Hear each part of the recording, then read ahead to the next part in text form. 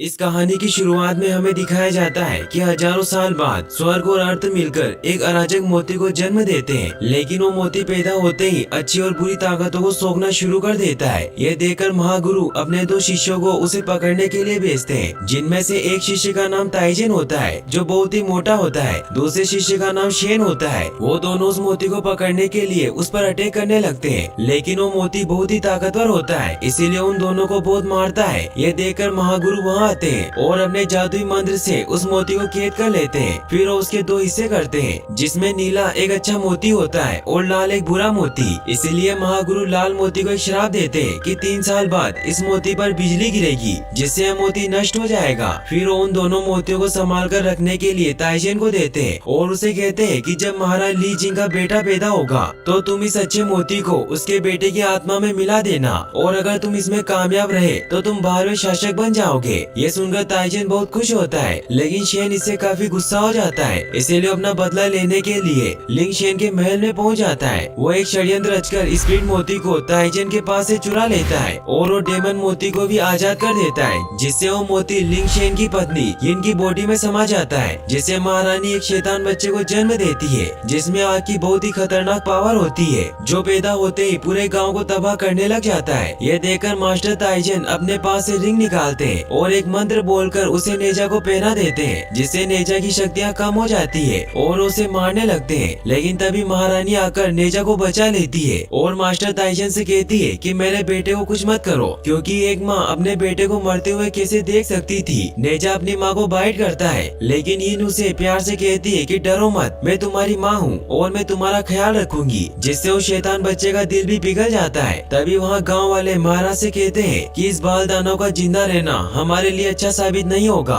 क्योंकि मनुष्य और दानव एक साथ नहीं रह सकते, इसीलिए आप हमारी सुरक्षा के बारे में सोचिए। तो महाराज उन्हें कहते हैं कि इसमें इस बच्चे की कोई गलती नहीं है, वो तो खुद बदकिस्मती का शिकार है, इसीलिए हम इस बच्चे को नहीं खोना चाहते और मैं इस बात का ध्यान रखूंगा कि नेजा किसी को हानि न पहुंचाए, और अगर वो किसी का नुकसान करता है तो मैं उसकी भरपाई करूंगा। तो मास्टर ताइजेन कहते हैं कि अगर हम उसे जिंदा भी छोड़ देते हैं तो भी वो 3 साल बाद मर जाएगा, क्योंकि महागुरु ने डेमन मोती पर श्राप दिया है कि 3 साल बाद उस पर बिजली गिरेगी। इससे रानी यिन बहुत परेशान हो जाती है। तो राजा कहते हैं कि मैं महागुरु से प्रार्थना करूंगा ताकि वो इस श्राप को हटा ले। वहीं हमें शेन को दिखाया जाता है जो उस स्प्लिट मोती को लेकर समुद्र की गहराइयों में जाता है, जहाँ सभी ड्रैगन कैद होते हैं। शेन उस मोती को ड्रैगन के राजा के अंडे में मिला देता है, जिससे बेहद ही शांत और ताकतवर बच्चे का जन्म होता है, जिसका नाम वो एओ बिंग रखते हैं। वो ड्रैगन शेन को कहता है कि तुम मेरे बेटे को ट्रेन करोगे, जिससे ये और भी ताकतवर हो जाए ताकि हम इस पूरी दुनिया पर राज कर सके। वहीं हमें ताइजेन और राजा को दिखाया जाता है जो महागुरु से मिलने के लिए स्वर्ग जाते हैं, लेकिन वो महागुरु से नहीं मिल पाते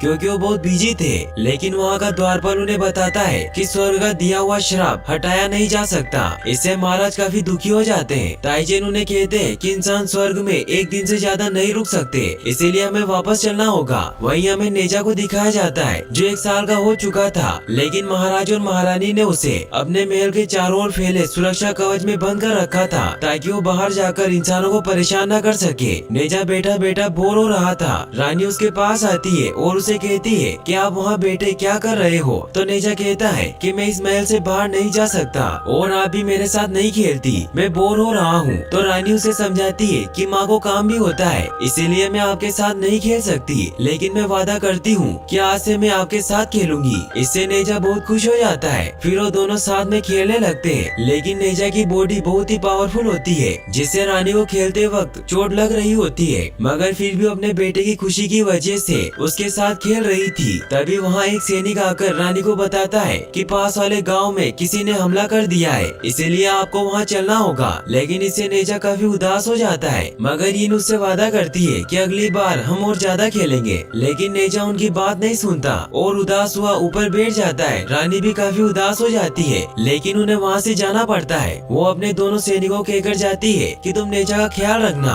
और याद रखना कि वो यहाँ से बाहर न चला जाए। यह कहकर रानी वहाँ से चली जाती है। रानी के जाते ही नेजा वहाँ से बाहर निकलने के लिए उन दोनों सैनिकों को पत्थर मारने लगता है, लेकिन वो दोनों इस बात को समझ नहीं पाते और आपस में झगड़ने लग जाते हैं, जिससे मौका पाकर नेजा उस सुरक्षा कवच से बाहर निकल जाता है। नेजा जैसे ही गाँव में पहुँचता है तो सभी गाँव वाले उससे डरकर इधर उधर छिप जाते हैं, लेकिन नेजा उन सभी को ढूंढकर उन्हें परेशान करने लगता है। है, जिससे सभी लोग डरकर इधर उधर भागने लग जाते हैं। वहीं फिर हमें गांव के बच्चों को दिखाया जाता है जो नेजा को डेमन समझते थे और हमेशा उसे परेशान करने के लिए ट्रैप बिछाते रहते थे। लेकिन नेजा आज वेश बदलकर उनके ग्रुप में शामिल हो जाता है, जिससे वो भी उसे अपना प्लान बता देते हैं कि जब नेजा पुल से जा रहा होगा तो हम उसे नीचे गिरा देंगे, जिससे उसके ऊपर चाकू गिरेंगे। लेकिन अगर उससे भी बच गया तो चट्टानों से कुचला जाएगा और तालाब में जाकर गिरेगा। लेकिन तभी उन बच्चों में से एक लड़का कहता है कि नेजा को यहाँ कौन लाएगा। तभी नेजा अपना मास्क उतार देता है, जिससे डरकर सभी बच्चे उस पुल की तरफ भागने लगते हैं, जिससे उनका प्लान उन्हीं पर उल्टा पड़ जाता है और वो सभी बहुत बुरी तरीके से जख्मी हो जाते हैं। नेजा खुश होकर वहाँ से जाने लगता है, लेकिन तभी वो बच्चे उसे कहते हैं कि तुम शैतान की औलाद हो। इससे नेजा को बहुत गुस्सा आ जाता है और वो एक बड़े से पत्थर से उन पर हमला करता है। लेकिन तभी मास्टर ताइजन आकर उन बच्चों को बचा लेते हैं, जिससे वो पत्थर एक पहाड़ से जाकर टकराता है और वो पहाड़ टूट जाता है। महाराज और महारानी भी वहाँ आ जाते हैं और वो नेजा से बहुत गुस्सा होते हैं और उसे वापस महल में बंद कर देते हैं। रात को महाराज, महारानी और ताइजन साथ में बैठे हुए होते हैं। महारानी बहुत परेशान होती है और वो कहती है कि नेजा इतना भी शैतान नहीं है, लेकिन उसके साथ वाले बच्चे उसे अपनाते नहीं है और मैं कब से नेजा को सुधारने की कोशिश कर रही हूँ, मगर मैं उसे पूरा समय नहीं दे पा रही हूँ और अब वो 2 साल का हो गया है, इसीलिए हमें ये जगह छोड़कर कहीं और बस जाना चाहिए। तो मास्टर ताइजन उन्हें कहते हैं कि मैं नेजा को ट्रेन करूंगा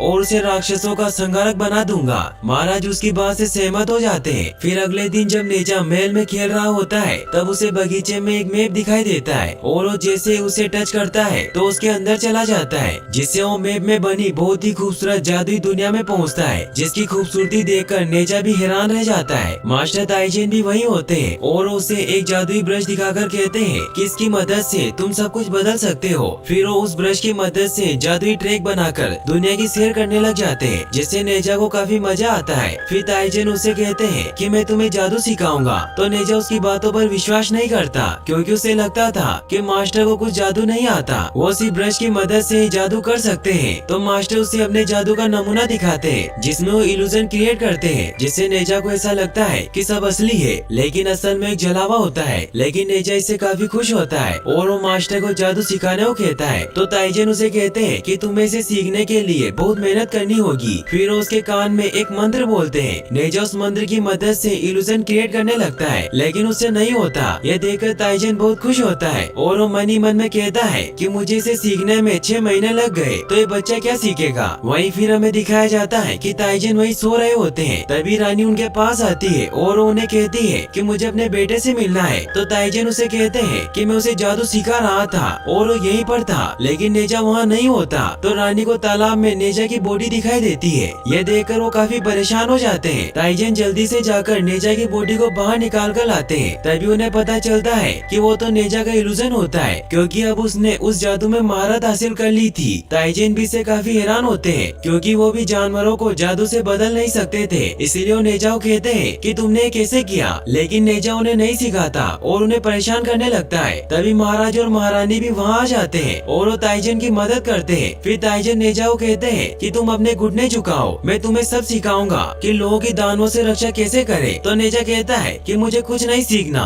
और वो वहाँ पत्थर पर जाकर लेट जाता है। तो उसकी माँ उसे कहती है कि तुम मुझे बुद्धू नहीं बना सकते, क्योंकि तुम भी चाहते हो कि दुनिया तुम्हें अपनाए। जिससे नेजा को अपने बचपन की बात याद आती है, जब वो अपनी उम्र के बच्चों के साथ खेलना चाहता था, लेकिन लोगों ने उसे डेमन कहा और उसे बहुत मारा। इससे नेजा बहुत दुखी हो जाता है। तो उसकी माँ उसे कहती है कि तुम बुरे मत बनो, तुम्हारे माता पिता राक्षसों से लोगों की रक्षा करते हैं। तो नेजा कहता है कि फिर लोग मुझे क्यों मारना चाहते हैं, और वो तो मुझे डेमन समझते हैं। तो राजा उसे झूठ कह देते हैं कि तुम्हारा जन्म अच्छे मोती की जीवन ऊर्जा से हुआ है, जिस वजह से ही तुम इतने ताकतवर हो। फिर रानी उसे कहती है कि लोग बुरे नहीं है, लेकिन वो तुम्हें तब तक नहीं अपनाएंगे जब तक तुम बुराई का अंत करने में उनकी मदद ना करो। फिर हमें दिखाया जाता है कि नेजा कुछ ही महीनों में बहुत ही शक्तिशाली हो जाता है और वो दुश्मनों को खत्म करने लगता है। लेकिन फिर हमें पता चलता है कि ताइजन मैजिक ब्रश की मदद से नेजा को ट्रेन कर रहे थे। फिर वो उसे ये सब फास्ट फॉरवर्ड करके बताते हैं कि तुमने शैतानों का अंत तो किया, लेकिन इसमें तुमने बहुत से मासूम लोगों की जान ले ली। तो नेजा कहता है कि असली नहीं है। तो राजा कहते हैं कि इससे पता चलता है कि तुम में असीम ताकत है, लेकिन तुम उसका सही इस्तेमाल नहीं करना चाहते।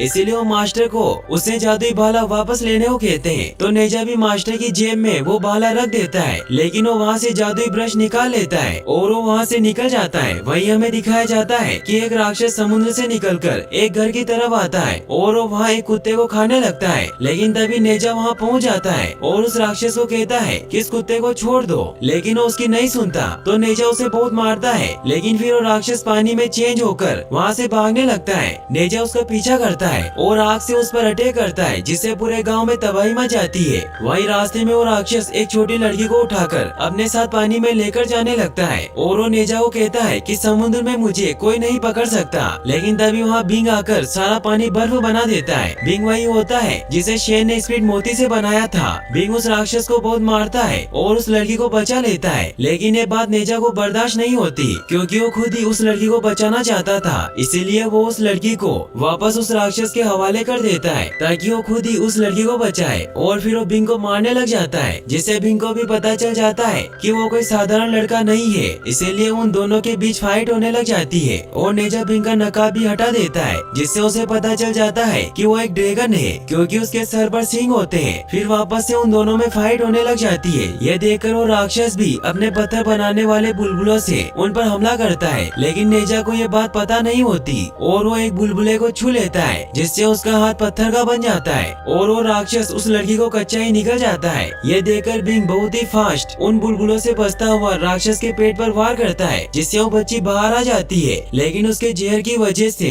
उसकी पूरी बॉडी पत्थर की बन जाती है। फिर वो राक्षस उसके टुकड़े करने लगता है, लेकिन तभी नेजा उसे बचा लेता है। राक्षस उससे बचने के लिए हर तरफ अपने बुलबुले फैला देता है, लेकिन नेजा भी बहुत चालाक होता है और वो उन बुलबुलों से बचने के लिए बिंग की बॉडी को अपनी ढाल बनाता है और उस राक्षस को बहुत मारता है, जिससे वो राक्षस भी हार मान लेता है और वो उसे उसका एंटीडोट दे देता है, जिसे इस्तेमाल करके नेजा खुद को और बिंग को सही कर देता है। फिर वो राक्षस उनसे माफी मांगकर वहाँ से चला जाता है। बिंग नेजा को उसकी जान बचाने के लिए थैंक्स कहता है। फिर वो दोनों साथ में खेलने लग जाते हैं। खेलते खेलते उनको शाम हो जाती है। नेजा बहुत उदास हो जाता है क्योंकि आज तक उसके साथ इतनी देर तक कोई नहीं खेला था। बिंग उसे एक शंख देकर कहता है कि आज से हम दोस्त हैं और जब भी तुम मेरे साथ खेलना चाहते हो तो किनारे पर आकर इसे बजाना, मैं जरूर आऊंगा। तभी वहाँ गाँव वाले आने लग जाते हैं। ये देखकर बिंग वहाँ से चला जाता है। नेजा सभी गाँव वालों को कहता है कि मैंने इस बच्ची की राक्षस से जान बचाई है, लेकिन कोई भी उसकी बातों पर विश्वास नहीं करता। और एक लड़का उसे कहता है कि तुम राक्षस हो, जिससे नेजा को बहुत गुस्सा आ जाता है और उस लड़के पर हमला कर देता है। ये देखकर सारे गांव वाले नेजा को मारने लग जाते हैं, लेकिन नेजा को कुछ नहीं होता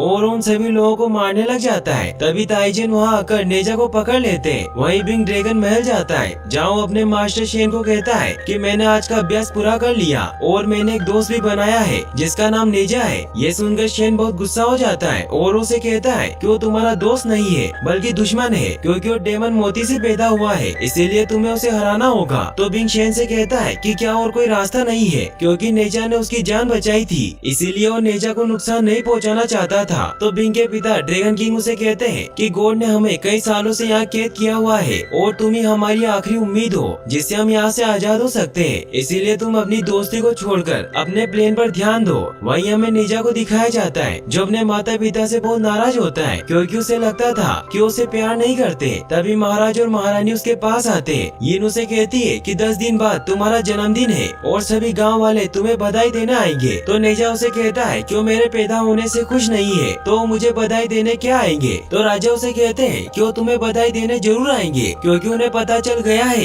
कि तुमने सच में उनकी जान बचाई है। ये कहकर वो वहाँ से चले जाते हैं। नेजा भी इससे काफी खुश हो जाता है और वो बिंग को भी अपने जन्मदिन पर बुलाने के लिए एक कार्ड बनाता है। फिर वो किनारे पर जाकर शंख बजाता है, जिससे बिंग भी वहाँ आ जाता है और उसे कहता है कि 10 दिन बाद मेरा जन्मदिन है और सभी गांव वाले जश्न मनाएंगे, इसीलिए तुम्हें भी आना होगा क्योंकि तुम ही मेरे सबसे अच्छे मित्र हो। तो बिंग भी उसकी बातों से काफी इमोशनल हो जाता है और उसे कहता है कि मैं जरूर आऊंगा। ये सुनकर नेजा खुश हुआ वहाँ से चला जाता है। वहीं बिंग जब वापस अपने पिता के पास आता है तो सभी ड्रैगन मिलकर बिंग के लिए एक ड्रैगन कवच बनाते हैं जो अभेद्य होता है ताकि उसे कोई भी हरा ना सके। फिर हमें दिखाया जाता है कि महल में नेजा के जन्मदिन की तैयारियां चल रही होती है और वहाँ राजा के कहने पर पूरे गांव के लोग भी आए होते हैं। नेजा भी बहुत खुश होता है और वो भी अपने जन्मदिन की तैयारी कर रहा होता है। तभी वहाँ शेन आ जाता है। नेजा उसे मारने लगता है, लेकिन शेन उसे कहता है कि मैं तुम्हारे गुरु का भाई हूँ। फिर वो उसे बताता है कि तुम्हारे माता पिता ने तुम्हें सब झूठ बताया है क्योंकि तुम्हारा जन्म एक डेमन मोती से हुआ है। इससे नेजा को बहुत गुस्सा आ जाता है और यही शेन का प्लान होता है कि वो नेजा को गुस्सा दिलाकर सभी पर हमला हमला करवाए ताकि बिंग यहाँ आकर लोगों को बचाए, जिससे वो सबकी नजरों में हीरो बन जाए और उसे स्वर्ग में जगह मिल सके। और जब नेजा बाहर आता है तो ताइजन उसे उपहार में अपना अग्नि शस्त्र और पिक देते हैं, जो नेजा के छूते ही व्हील में चेंज हो जाता है, जिससे वो बहुत फास्ट ट्रेवल कर सकता था। फिर नेजा के पिता भी उसे एक ताबीज देते हैं। नेजा उन्हें कहता है कि मुझे सब पता चल गया है कि मेरा जन्म बुरे मोती से हुआ है और तुम सब ने मुझे गुमराह किया कि मेरा जन्म जीवन मोती से हुआ है ताकि मैं लोगों की रक्षा कर सकूं, और ये सब तुमने इसलिए किया ताकि 3 साल बाद मैं मर जाऊं और तुम सब मेरे क्रोध से बच सको। फिर नेजा एक मंत्र बोलता है जो उसे शेन ने सिखाया था, जिससे उसके गले में लगा कड़ा खुल जाता है और वो अपने पूरे रूप में आ जाता है। वो बहुत ही ताकतवर हो जाता है और वो सभी लोगों को मारने लगता है, लेकिन महाराज और ताइजन उसे रोकने लगते हैं। वो सभी को कहते हैं कि सिर्फ वो कड़ाई नेजा को शांत कर सकता है, क्योंकि किसी ने इसकी बुरी ताकतों पर कब्जा कर लिया है। सभी वो कड़ा ढूंढने लग जाते हैं, लेकिन वो कड़ा शेन के पास होता है। बिंग भी वहीं होता है। शेन उसे कहता है कि जब नेजा अपने माता पिता को मारेगा तब तुम वहाँ पहुँचकर लोगों की रक्षा करना, जिससे लोग तुम्हें अच्छा मानने लगेंगे और सभी तुम्हारा सम्मान करेंगे। तो बिंग शेन को कहता है कि नेजा ने मेरी जान बचाई थी, इसीलिए अगर मैं उसे नहीं बचा सकता तो मुझे उसके माता पिता को बचाने दीजिए। तो शेन उसे वो कड़ा दे देता है, लेकिन उसे कहता है कि अगर इंसानों को तुम्हारा सच पता चल गया कि तुम एक ड्रैगन हो तो तुम्हें भी राक्षस मानेंगे। लेकिन बिंग उसकी बात सुने बगैर ही वहाँ से चला जाता है। वहीं नेजा अपने पिता को मारने लगता है, लेकिन तभी बिंग वहाँ नकाब पहनकर पहुँच जाता है और वो राजा को बचा लेता है। नेजा और बिंग में फाइट होने लग जाती है। बिंग नेजा को पकड़ लेता है और वो कैसे भी करके नेजा को कड़ा वापस पहना देते हैं, जिससे नेजा वापस छोटा हो जाता है। लेकिन वो अभी भी सभी से बहुत गुस्सा होता है, इसीलिए वहाँ से भाग जाता है। राजा बिंग को थैंक्स कहते हैं, लेकिन उन्हें उस पर शक होता है क्योंकि उन्होंने उसके सर पर जीवन मोती का निशान देख लिया था, इसीलिए उसका नकाब उतार देते हैं, जिससे सभी को पता चल जाता है कि वो भी एक ड्रैगन राक्षस है। ताइजन बिंग को कहता है कि महागुरु तुम्हें सजा देंगे क्योंकि तुम्हारे पिता ने जीवन मोती चुराया है। तभी शेन भी वहाँ आ जाता है और वो बिंग को कहता है कि तुम 4 लोगों को बचाना चाहते थे, लेकिन अब सभी को मरना होगा क्योंकि सभी को हमारी सच्चाई पता चल गई है। फिर शेन सभी को बताता है कि मैंने ही जीवन मोती चुराया था। तो ताइजन उसे कहता है कि महागुरु तुम्हें सजा देंगे। तो शेन उन्हें कहता है कि तुम सब मरने वाले हो, इसीलिए मेरी शिकायत कौन करेगा। फिर शेन बिंग को भड़काता है कि इंसान किसी भी राक्षस को नहीं अपनाते, इसीलिए अब सब तुम पर निर्भर करता है कि तुम अपने गुरु और पिता का बदला लोगे या नहीं। बिंग को भी काफी गुस्सा आ जाता है और वो अपनी पावर से उस पूरे गांव के ऊपर बहुत सारा पानी इकट्ठा करके उसे बर्फ में जमा देता है ताकि वो बर्फ नीचे गिरकर सभी लोगों को मार दे। वहीं हमें नेजा को दिखाया जाता है जिसे बहुत गुस्सा आ रहा होता है कि कोई उसे प्यार नहीं करता। तभी ताइजन का दिया हुआ पिग अपने असली रूप में आ जाता है और वो मैजिक से नेजा को बताता है कि तुम्हारे माता पिता तुम्हारी बहुत परवाह करते हैं, क्योंकि जब तुम्हारे पिता को तुम्हारा अभिशाप हटाने का कोई तरीका नहीं मिल रहा था तो वहाँ के पहरेदार ने उन्हें बताया था कि श्राप को हटाया नहीं जा सकता, लेकिन किसी दूसरे इंसान पर ट्रांसफर किया जा सकता है। इसीलिए उस पहरेदार ने उन्हें 2 कागज पर लिखकर एक मंत्र दिया था, जिससे वो श्राप तुम्हारे पिता में ट्रांसफर हो गया है। इससे नेजा भी काफी इमोशनल हो जाता है और जब वो उस ताबीज को खोलता है तो उसमें वो दोनों ही मंत्र होते हैं। इससे अब नेजा को भी समझ आ जाता है कि उसके माता पिता उससे कितना प्यार करते हैं। वही महाराज और महारानी बिंग को रोकने के लिए उस पर वार कर रहे थे, लेकिन बिंग उन्हें बर्फ में जमा देता है। तभी नेजा उड़ता हुआ आता है और बिंग पर अटैक कर देता है। नेजा अपने मास्टर से पूछता है कि ये क्या हो रहा है, तो उसे बताते हैं कि बिंग पूरे गांव को तबाह कर देना चाहता है ताकि महागुरु को पता न चल सके कि शेन ने जीवन मोती चुराया था। ये सुनकर नेजा बिंग पर अटैक करने लगता है। उन दोनों के बीच में बहुत ही खतरनाक आइकॉनिक फाइट होती है, लेकिन नेजा की शक्तियाँ कड़े की वजह से कम पड़ रही थी, इसीलिए वो अपने मास्टर का सिखाया हुआ जादू इस्तेमाल करता है और शेन में चेंज हो जाता है, जिससे बिंग कंफ्यूज हो जाता है। वहीं शेन और ताइजन भी आपस में लड़ रहे होते हैं। तभी नेजा और शेन आपस में टकरा जाते हैं, जिसका फायदा उठाकर नेजा अपने मैजिक से अपना हथियार भी चेंज कर लेता है, जिससे बिंग शेन को ही नेजा समझकर उसे मारने लगता है। नेजा भी शेन को मारता है, लेकिन तभी ताइजन अपने मैप से उन पर हमला करते हैं, जिससे वो सभी उस मैप के अंदर चले जाते हैं। ताइजन और नेजा वहाँ से ब्रश की मदद से निकलने लगते हैं, क्योंकि ब्रश के बिना इस मैप से बाहर नहीं निकला जा सकता था, इसीलिए उन सब में ब्रश के लिए लड़ाई होने लग जाती है, जिससे वो सभी साथ में ही उस मैप से बाहर निकल जाते हैं। नेजा और शेन आपस में लड़ने लगते हैं। तभी बिंग नेजा के माता पिता को मारने लगता है। ये देखकर नेजा खुद को आगे कर लेता है और उन्हें बचा लेता है, जिससे नेजा बेहोश हो जाता है। ये देखकर बिंग ऊपर जाकर बर्फ पर हमला करता है ताकि सारी बर्फ नीचे गिर जाए। बर्फ नीचे गिरने लग जाती है। ये देखकर नेजा वापस से वो मंत्र बोलता है, जिससे उसके गले में लगा कड़ा खुल जाता है। उसकी पावर बहुत बढ़ जाती है और वो ऊपर ऊपर जाकर उस बर्फ को नीचे गिरने से रोकने लग जाता है। बिंग नेजा को कहता है कि तुम इन्हें क्यों बचा रहे हो, तुम्हारा जन्म तो दानव के रूप में हुआ है। तो नेजा कहता है कि कोई देवता या दानव नहीं होता, मैं अपनी नियति खुद लिखूंगा। और फिर वो अपनी पावर का इस्तेमाल करके उस पूरी बर्फ को पिघला देता है। फिर वो शेन को भी पकड़ लेता है, लेकिन वो उसे नहीं मारता। तो बिंग उसे कहता है कि मार दो मुझे। तो नेजा कहता है कि तुम ही मेरे इकलौते दोस्त हो। वहीं अब ऊपर आसमान में भी बिजली कड़कने लग जाती है, जिससे अब नेजा को भी समझ आ जाता है कि उसका अंतिम समय आ गया है। इसीलिए वो नीचे जाकर उस ताबीज में मौजूद कागज को फाड़ देता है, ताकि उसकी वजह से उसके पिता की जान न जाए। नेजा आखिरी बार अपने माता पिता को अलविदा कहता है, तभी उसके ऊपर बिजली गिरने लग जाती है। लेकिन तभी बिंग वहाँ आकर नेजा को बचाने लग जाता है, क्योंकि अब वो भी समझ गया था कि कोई अच्छा या बुरा नहीं होता। फिर वो दोनों साथ मिलकर उस आकाशीय बिजली को सोखने लग जाते हैं, लेकिन वो गोड का सामना नहीं कर पाते। ये देखकर ताइजीन भी नेजा को बचाने के लिए उनकी मदद करने जाते हैं। वो ऊपर जाकर उस इंद्र कमल के बॉक्स को खोल देते हैं, जिससे नेजा और बिंग उस बॉक्स में बंद हो जाते हैं। वहीं फिर हमें दिखाया जाता है कि वहाँ नीचे बिजली की वजह से बहुत बड़ा गड्ढा बन गया होता है। महाराज और महारानी नेजा को ढूंढ रहे थे, तभी उन्हें वहाँ वही बॉक्स मिलता है जिसमें नेजा और बिंग होते हैं। और ताइजीन उन्हें बताता है कि नेजा और बिंग मर चुके हैं, क्योंकि इंद्र कमल उनके शरीर को नहीं बचा पाया, लेकिन उसने उनकी आत्मा को बचा लिया। और यहीं पर ये फिल्मी कहानी खत्म हो जाती है। गाइस, अब मैं आपको पार्ट 2 एक्सप्लेन करूंगा।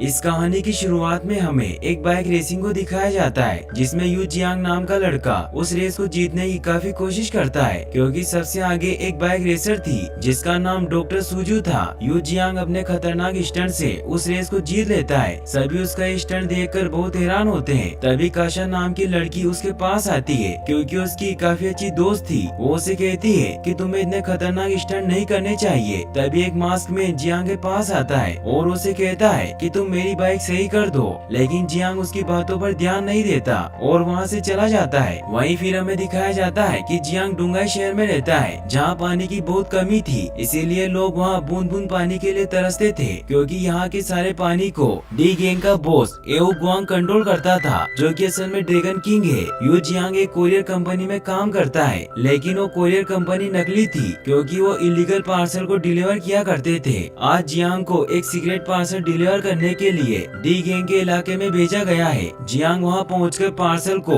बहुत ही सीक्रेट तरीके से डिलीवर कर देता है, लेकिन वो वहाँ से आते वक्त अपने शहर का वाल भी तोड़ देता है, जिससे डुंगाई शहर में पानी आने लग जाता है। यू जियांग को गार्ड देख लेते हैं, लेकिन वो अपनी सुपर बाइक से वहाँ से निकल जाता है। वहीं अगले दिन उस कुरियर कंपनी के सभी लोग पार्सल इकट्ठा कर रहे होते हैं कि तभी उन्हें वहाँ एक केट नजर आती है, जिस पर डिलीवरी एड्रेस लिखा होता है। तो जियांग उस केट को लेकर डिलीवरी एड्रेस पर पहुँचा देता है, लेकिन वो एड्रेस नकली था, इसीलिए उस केट को उसके पिंजरे से आजाद कर देता है और उसे कहता है कि तुम्हें कोई मालिक की जरूरत नहीं है। यू जियांग वहाँ से जाने लगता है, लेकिन वो केट उसके पीछे पीछे आने लगती है, इसीलिए यू जियांग उसे अपने साथ ले लेता है। फिर वो काशा को लेने के लिए एक बार में जाता है, क्योंकि काशा वहाँ सिंगिंग किया करती थी। वो काशा को केट गिफ्ट कर देता है। फिर वो उसे साथ लेकर अपने डेट के घर पर जाता है, क्योंकि उन्होंने आज उन्हें खाने पर बुलाया था। जियांग वहाँ पहुँचता है तो उसका भाई जिंग वहाँ खाना बना रहा होता है। वो सभी साथ बैठकर डिनर करते हैं, लेकिन साथ ही जियांग के डेड उसे समझाते हैं कि तुम ये इलीगल काम छोड़ दो, क्योंकि ये तुम्हें कभी भी मुसीबत में डाल सकता है। जियांग इस बात से गुस्सा होकर बाहर आ जाता है और काशा के साथ वहाँ से निकल जाता है। तभी रास्ते में एओ गुआंग का बेटा एओ बिंग गुजर रहा होता है और उसे जियांग की बाइक बहुत अच्छी लगती है। एओ बिंग उसे पूछता है कि तुम्हारी इस बाइक की क्या कीमत है, क्योंकि मैं इसे खरीदने वाला हूँ। लेकिन जियांग उसे कहता है कि मेरी बाइक मुझे बहुत पसंद है, इसीलिए मैं इसे नहीं बेचना चाहता। तो एओ बिंग अपने आदमियों से उस पर अटैक करवाने लगता है, लेकिन जियांग वहाँ से भाग जाता है। एओ बिंग उसे पकड़ने की बहुत कोशिश करता है, लेकिन जियांग एक एक करके एओ बिंग के सभी आदमियों को गिरा देता है, लेकिन अभी भी एओ बिंग उसके पीछे होता है। वो उसे पकड़ने की बहुत कोशिश करता है और इसी कोशिश में उसकी कार का एक्सीडेंट हो जाता है। ये देखकर जियांग बहुत खुश होता है, लेकिन तभी एओ बिंग अपनी पावर से उस पर अटैक करता है। इससे हमें पता चलता है कि नेजा और एओ बिंग ने पुनर्जन्म ले लिया था। एओ बिंग जियांग को बहुत मारता है और उसकी बाइक भी ले लेता है। तभी जियांग की केट उस पर हमला करने लगती है, लेकिन एओ बिंग उसे भी मार डालता है। इससे जियांग को भी बहुत गुस्सा आता है और उसके अंदर छिपी नेजा की शक्तियाँ जागृत हो जाती है, जिससे वो एओ बिंग पर हमला करके उसके हाथ को जला देता है। ये देखकर एओ बिंग वहाँ से भाग जाता है। वहीं हमें दिखाया जाता है कि जियांग की जब आँख खुलती है तो खुद को हॉस्पिटल में पाता है, जहाँ डॉक्टर सुजू उसे चेक करती है। तो ये देखकर हैरान रह जाती है कि उसके जख्म बहुत ही जल्दी सही हो रहे थे।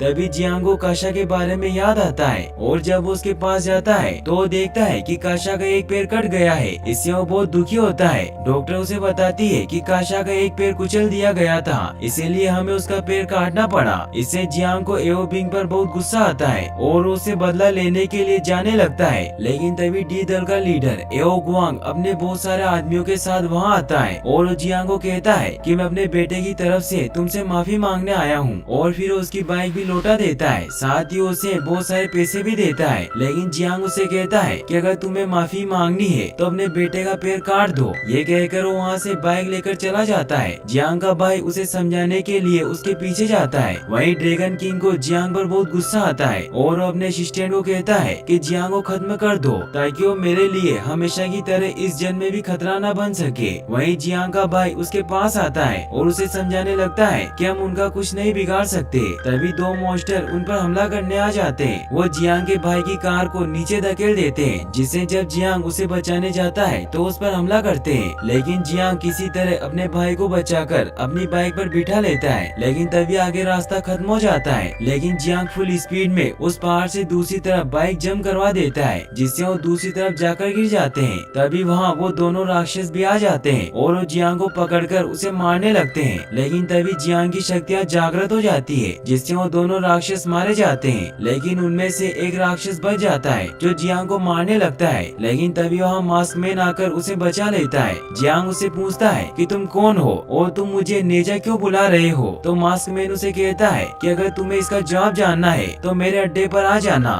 जियांग अपने भाई को लेकर हॉस्पिटल जाता है और उसे वहाँ एडमिट कर देता है। फिर जियांग उस मास्क मैन के अड्डे पर जाता है जहाँ बहुत सारे छोटे छोटे बंदर काम कर रहे थे। जियांग उससे पूछता है कि तुम मुझे नेजा क्यों कहते हो। तो वो उसे बताता है कि जब तुम बच्चे थे तो तुम्हारे पिता ने तुम्हें नेजा और ड्रैगन किंग की कहानियाँ जरूर सुनाई होगी और तुम उसी नेजा का पुनर्जन्म हो, जिस वजह से ही तुम्हारे अंदर से वो आग निकलती है। फिर वो उसे ये भी बताता है कि नेजा का जन्म बहुत ही कठोर आग से हुआ था जो किसी भी चीज को जला सकती है, इसीलिए तुम भी इस आग को कंट्रोल नहीं कर सकते। लेकिन जियांग को उसकी बातें मजाक लगती है, इसीलिए वो वहाँ से चला जाता है। वहीं हमें एओ गुआंग को दिखाया जाता है, जिसे जब पता चलता है कि उसके आदमी मारे गए तो उसे बहुत गुस्सा आता है। तभी उसका बेटा एओ बिंग उसे कहता है कि मैं जानता हूँ कि नेजा की शक्तियाँ काफी ज्यादा है, लेकिन मैं उसे रोक सकता हूँ। तो उसके डेड उसे मारते हैं और उसे अपना घाव दिखाते हैं जो सेम वैसा ही था जैसा एओ बिंग को जियांग ने दिया था। एओ गुआंग उसे बताते हैं कि मैं ड्रैगन किंग हूँ और 3000 सालों से ये गांव ठीक नहीं हुआ है, क्योंकि नेजा के पास बहुत ही खतरनाक पावर है जो किसी को भी मार सकती है। इसीलिए अपने असिस्टेंट को कहता है कि मेरा ड्रैगन पल अभी तैयार नहीं हुआ है, इसीलिए तुम्हें जियांग को खत्म करना होगा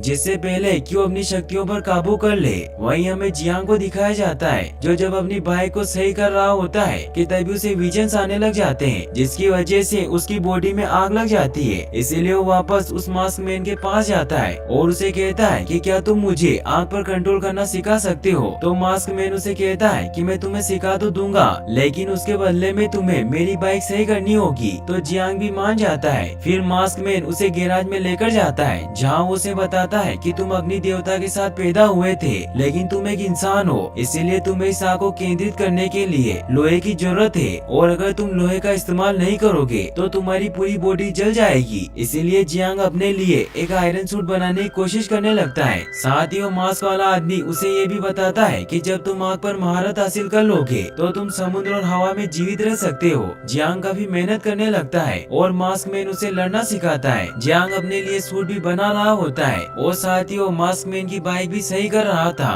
काफी दिनों की मेहनत के बाद जियांग अपना सूट बना लेता है और अब वो आग पर भी कंट्रोल करना सीख गया था। उसे काशा की हालत देखकर बहुत बुरा लगता है, इसीलिए उसके लिए एक आर्टिफिशियल पैर बना देता है ताकि वो ठीक से चल सके। वहीं अब वो मास्क मैन जियांग का टेस्ट लेता है, जिससे वो दोनों एक दूसरे से फाइट करते हैं, जिससे हमें पता चलता है कि जियांग अब लड़ने में माहिर हो गया था। इसी लड़ाई में मास्क मैन का मास्क भी खुल जाता है, जिससे जियांग को पता चल जाता है कि वो 3 कान का एक बंदर है। तभी वो मास्क मैन जियांग को गुस्सा दिलाने लगता है, जिससे जियांग के अंदर से नेजा का विशाल रूप बाहर आ जाता है। ये देखकर जियांग बहुत हैरान होता है, लेकिन तभी वो गायब हो जाता है। जियांग उसे वापस बुलाने की कोशिश करता है, लेकिन वो ऐसा नहीं कर पाता। तो मास्क मैन उसे बताता है कि तुम दोनों अभी भी एक नहीं हुए हो, और अगर तुम्हें अपनी पूरी शक्तियाँ वापस चाहिए तो तुम्हें अपने अस्त्र को वापस हासिल करना होगा, जो कि स्काई रिंग और कॉस्मिक रिंग है। फिर जियांग वहाँ से चला जाता है। वहीं हमें दिखाया जाता है कि अगले दिन डॉक्टर सूजू उसे मिलने आती है। तभी एओ गुआंग के आदमी उस पर हमला कर देते हैं। वो डॉक्टर को मारने लगते हैं कि तभी जियांग उसे बचा लेता है और फिर वो उन सभी से फाइट करने लग जाता है। यहाँ पर हमें पता चलता है कि एओ गुआंग का असिस्टेंट भी एक राक्षस होता है। जियांग उसे फाइट करने लगता है, लेकिन वो बहुत ही ताकतवर होता है, जिससे जियांग दूर जाकर गिरता है। लेकिन फिर जियांग अपनी आग की पावर से उस पर हमला करता है, जिससे उसे मार देता है। वहीं हमें दिखाया जाता है कि जियांग जब अपने भाई से मिलने के लिए हॉस्पिटल जाता है तो एओ गुआंग के आदमी उस हॉस्पिटल पर बम से हमला करने लग जाते हैं। ये देखकर जियांग सभी को मारने लग जाता है। वो उस ट्रक के पास जाकर उस ट्रक को डिस्ट्रॉय कर देता है। तभी वहाँ एक डेमन उस पर हमला कर देती है, जिसका नाम रोजी क्लाउड होता है। उन दोनों के बीच में बहुत ही एपिक फाइट होती है। जियांग उस पर हमला करके उसे नीचे फेंक देता है। वापस आकर जियांग देखता है कि पूरा हॉस्पिटल तबाह हो चुका है और उसके डेड एक रोड से इंजर्ड हो चुके हैं। वो उनकी ये हालत देखकर बहुत डर जाता है। तभी उसके डेड उसे कहते हैं कि मैं जानता था कि तुम में कुछ अनोखी शक्तियाँ है। ये कहते ही उनकी डेथ हो जाती है। जियांग को इससे बहुत गुस्सा आता है और वो अपने डेड का बदला लेने के लिए जाता है। वहीं हमें दिखाया जाता है कि एओ गुआंग मास्क मैन को मिलने के लिए बुलाता है। मास्क मैन जब वहाँ पहुँचता है तो वो देखता है कि एओ गुआंग एक क्रिएचर की मदद से अपना ड्रैगन पर्ल बना रहा था,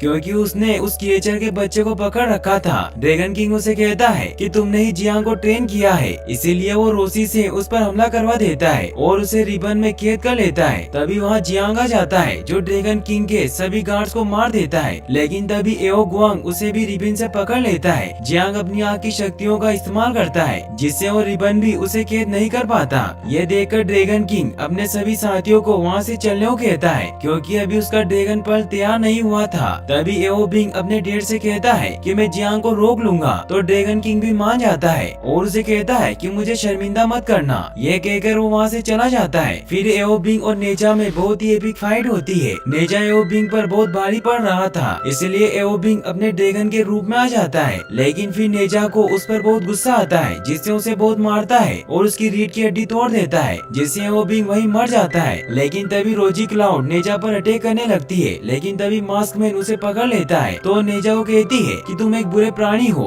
और तुम हमेशा अपने दोस्तों को मुसीबत में डालते हो। फिर वो उसे पिछले जन्मों की बातें याद दिलाती है, जब नेजा की वजह से बहुत सारे लोग मारे गए थे। जियांग को इससे काफी बुरा लगता है और वो रोजी को वहाँ से जाने देता है। जियांग मास्क मैन से पूछता है कि अगर मैं बुरा हूँ तो तुम मेरी मदद क्यों कर रहे हो। तो वो उसे अपनी असलियत बताता है कि मैं मंकी किंग हूँ। फिर वो उसे उस हॉल के पास लेकर जाता है और उसे बताता है कि ये हॉल पूरी सागर की तरफ जाता है, जहाँ ड्रैगन किंग यानी कि एओ गुआंग का महल है और उसने वहाँ सारे ड्रैगन को बांध कर रखा है, जिससे ही वो वहाँ ड्रैगन पर्ल बना रहा है। और वो उसे ये भी बताता है कि लाल रिबिन तुम्हारा अस्त्र हुआ करता था और वो अस्त्र ड्रैगन किंग के महल में ही है, लेकिन तुम कुछ नहीं कर सकते क्योंकि तुम्हारे अंदर का नेजा जब ही प्रकट होता है जब तुम मतलबी बनते हो, मगर जब तुम लोगों की मदद करना चाहते हो तो वो बच्चा नेजा तुम्हारे साथ नहीं होता। इसका मतलब ये है कि तुम नेजा की तरह बिल्कुल नहीं हो। ये कहकर वो वहाँ से चला जाता है। जियांग काफी परेशान होता है और जब वो वापस लौटता है तो वो और उसका भाई मिलकर उनके डेड का अंतिम संस्कार करते हैं। इससे जियांग काफी ज्यादा दुखी हो जाता है। तो वो सब उसे हौसला देते हैं कि तुम एक हीरो हो। तो जियांग भी डिसाइड कर लेता है कि वो ड्रैगन महल जाकर ड्रैगन किंग को हराएगा, जिससे डुंगाई शहर में वापस पानी आ सके। वो उस हॉल के पास जाता है जहाँ वो नेजा को बुलाता है और उसे कहता है कि मैं पूरे शहर को बचाने जा रहा हूँ, लेकिन मैं जानता हूँ कि तुम स्वार्थी हो, इसीलिए तुम मेरी मदद नहीं कर सकते, इसीलिए तुम जाओ और मुझे अकेला छोड़ दो। ये कहते ही नेजा गायब हो जाता है। फिर जियांग उस हॉल के अंदर कूद जाता है जहाँ वो अपनी शक्तियों की मदद से पानी में सांस ले पाता है। तभी वहाँ एक शार्क उस पर हमला कर देती है, लेकिन जियांग उस पर वार करके उसे कंट्रोल कर लेता है। तभी वहाँ ड्रैगन किंग के समुद्री सैनिक जियांग पर हमला करने लग जाते हैं, लेकिन जियांग एक एक करके सभी को मार देता है। फिर वो ड्रैगन किंग के महल में पहुँच जाता है जहाँ वो उस क्रिएचर को आजाद करने लगता है। लेकिन तभी वहाँ ड्रैगन किंग आ जाता है, जिसने डॉक्टर सूजू को भी बंदी बना लिया था। फिर ड्रैगन किंग जियांग पर हमला करने लगता है। ड्रैगन किंग बहुत ही ताकतवर होता है और उसके पास वेनम जैसी पावर होती है, जिसकी मदद से वो जियांग को पकड़ लेता है। लेकिन तभी जियांग को बहुत गुस्सा आने लगता है और वो अपनी आग की पावर से उस रोजी को भी मार देता है। फिर वो ड्रैगन किंग पर भी हमला करके अपनी आग से उसे जलाने लग जाता है। लेकिन तभी ड्रैगन किंग अपनी शक्तियों का इस्तेमाल करके उसके वार से बच जाता है और ड्रैगन पर्ल को निगल लेता है, जिससे उसकी शक्तियाँ और भी ज्यादा बढ़ जाती है। फिर वो जियांग को कहता है कि मैं यहाँ के सभी ड्रैगन को आजाद कर दूंगा, जिससे वो डुंगाई शहर में सुनामी ले आएंगे और पूरा डुंगाई शहर बर्बाद हो जाएगा।